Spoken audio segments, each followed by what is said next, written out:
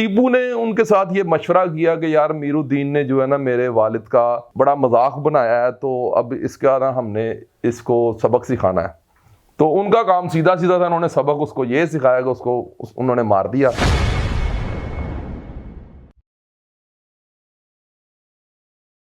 अस्सलाम वालेकुम, आप देख रहे हैं शान पाकिस्तान और मैं हूं जाहिद खान। जैसा कि आप देख रहे हैं कि अली रज़ा शराजी साहब हमारे साथ बैठे हैं। आज हम इनसे पूछेंगे कि तीफी भट्ट साहब और जो बिलाल टीपू साहब है, इनकी जो खानदानी दुश्मनी है ये कहां से और कैसे शुरू हुई। तो बात करते हैं अली रज़ा शराजी साहब से। अस्सलाम वालेकुम। वालेकुम सलाम जाहिद साहब, कैसे हैं? कैसे हैं? ठीक है, खैरियत से हैं? अल्हम्दुलिल्लाह। हाजी अमीर बिलाल कत्ल हुआ, पूरी आवाम को दुख हुआ, बल्कि पूरी दुनिया को दुख हुआ, बड़ा सोगवार है लोग।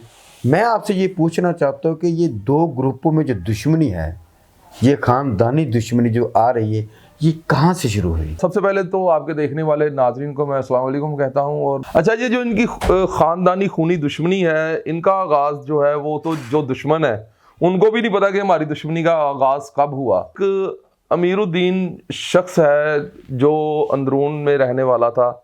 ये लीली शानी लीली वालों का वो मामू था।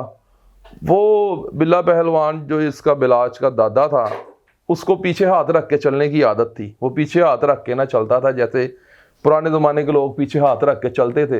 वो किसी जगह पे अदालत में ना वो गया हुआ था वहाँ पे पेश होने के लिए, तो वहाँ पे अमीरुद्दीन भी गया हुआ था जो गुज्जर फैमिली से है। तो उसने उनको कोई टोंट कर दी, मजाक कर दिया।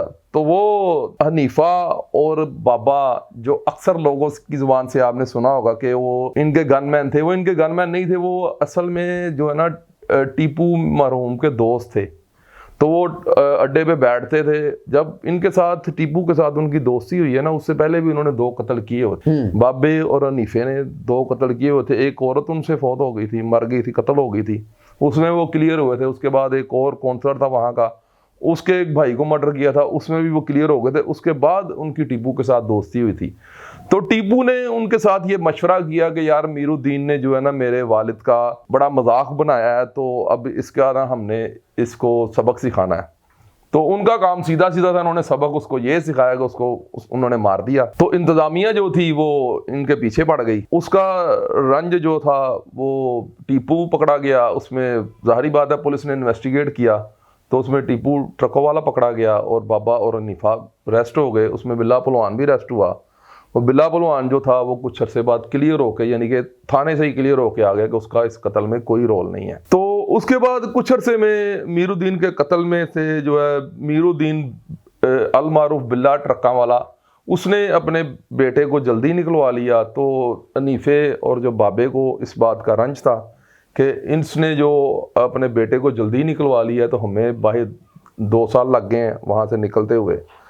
इस रंज की बुनियाद पर उन्हें ना अब्यूज़ करना शुरू कर दिया। बिल्ले पहलवान को ना अब्यूज़ करना शुरू कर दिया, लेट डाउन करना शुरू कर दिया कि वो क्या है, वो की ने, असी आप हाँ, असी सब कुछ असी किसी अड्डे की मानने आइए वो, यानी कि इख्तलाफ पड़ गया। लोगों में बातें करना शुरू कर दी। ठीक, इख्तलाफ पड़ जाता है उनका।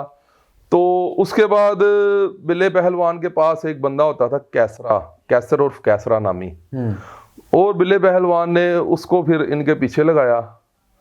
और ये उस वक़्त में ना अपनी फिल्म बना रहे थे दोनों, फौजा नामी फिल्म थी इनकी। ये स्टूडियो में जाते थे, शाहनूर स्टूडियो में। उस जगह पे ना इनका थड़ा मारा है बाबे हनीफे का कैसरे ने। तो कैसरे को वो तो मिला नहीं, दोनों नहीं मिले, बाबा और हनीफा। तो उनको ना एक बंदा था वहाँ पे, पीर चक्री नामी, वो टक्कर जाता है वहाँ पे। वो कैसरे को पहचानता था। उसने उसे बिल्ले पहलवान के अड्डे पे देखा हुआ था, टीपू पहलवान के अड्डे पे। उसने कहा कि तू कैसरे किधर फिर रहे हैं? उन्होंने कहा मैं कितने कम आया वहाँ, तो तू फिलहाल चक्री पहलवान निकल, पीर चक्री से कहते थे।